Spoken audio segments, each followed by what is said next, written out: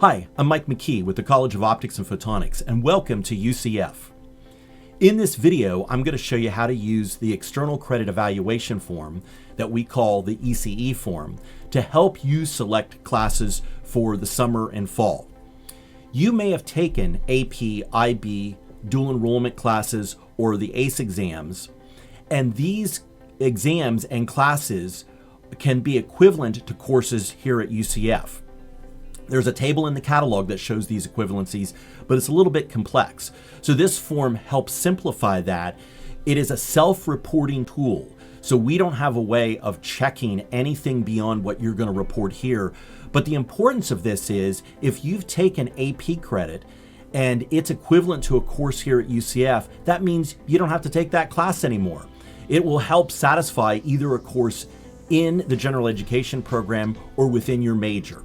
So I'm going to show you how to use that form and then give a little bit of follow-up instructions at the end of the video on what to do with the form. So let's take a look.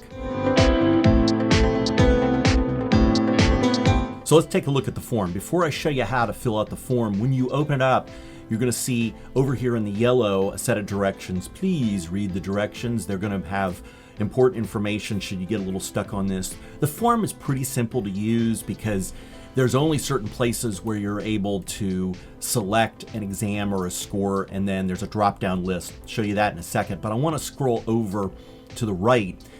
And this is the representation of the GEP sheet that you're going to be receiving at orientation and is likely in the orientation platform, but just in a slightly different form. So you have to complete, by the time you've graduated, certain requirements toward the general education program. There's a set of 12 courses that you have to complete from 6 foundation areas.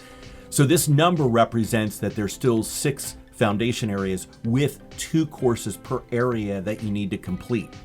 There's a communication foundation, humanities, mathematics, social sciences, natural sciences, and then this other area called additional foundation courses. And those are just courses that you then grab 2 more from one of the other 5 foundations above. I want to stop and say, by the way, that this is a little bit confusing on the way that all these requirements are set up, but we're going to explain this again, and you'll get some help at orientation to help explain these requirements. So we've got these 5 foundation areas plus the additional foundation area. So there's a total of 6. You have to complete 2 for each. So that really adds up to 12 classes you have to complete. Those are not unique classes. There's going to be a lot of them that will overlap with your major program. Then you have to take what are called state core classes. These are indicated by a diamond. And so some of these classes over here in the left column have got a diamond there. You have to take 1 diamond per each of the 5 labeled foundations, not for the additional one, so it's just 5. You have to take 4 Gordon Rule writing classes. These are indicated by a GRW, like you see here with enjoyment of music.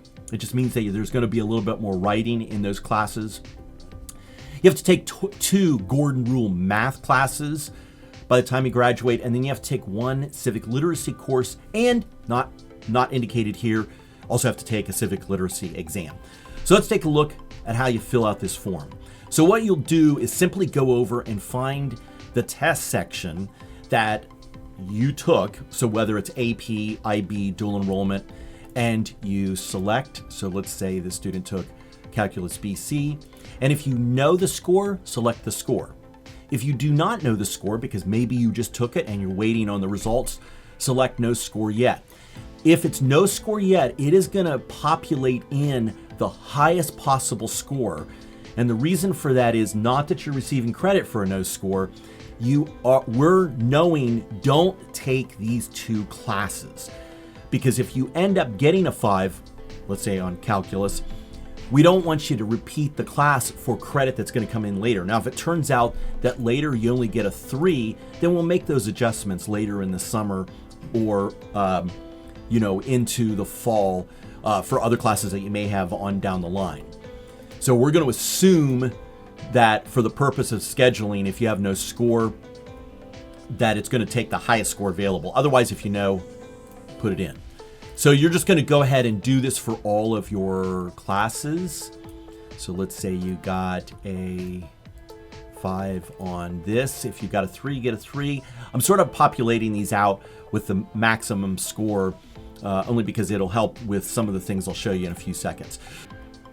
So I've gone ahead and populated a bunch of scores here so that we can take a look at it. One thing I want to point out is if you have dual enrollment classes and you exceed the 6 lines that are here, you can manually enter in credits that you've got down below, like MAP 2302, which is differential equations.